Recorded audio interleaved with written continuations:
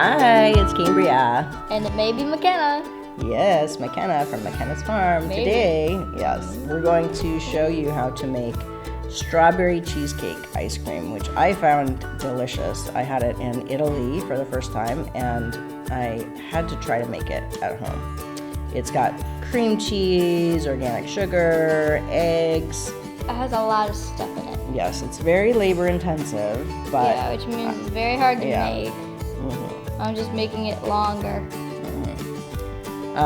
It's got half and half. You do have to use an electronic mixer, or at least I think you do, because it's the only way that I can get all the little cream cheese lumps out of it.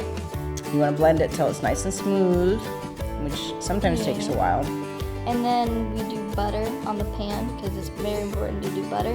But most importantly, it's graham crackery. Yeah, this is the graham cracker crust, and it's got butter, sugar, and then you add in the graham crackers and get them nice and saturated.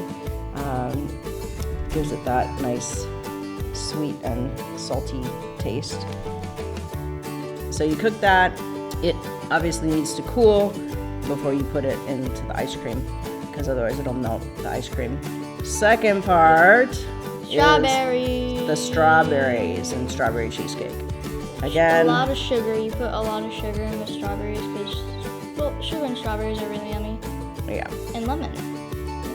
Yes, and the sugar and the strawberries really make the strawberry pop in the ice cream. It really, the flavor comes out. Again, labor intensive, and in all of our recipes we end up using more lemon than most. But if you taste it, we feel like it's really yummy.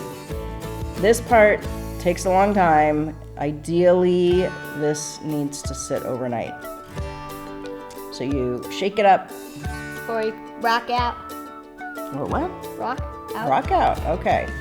Then, once it's all cool, you're ready for your ice cream. You put the custard in, and then you layer in your strawberries and graham crackers. So it looks cool. And then you're ready to go. And thank you for watching. Bye.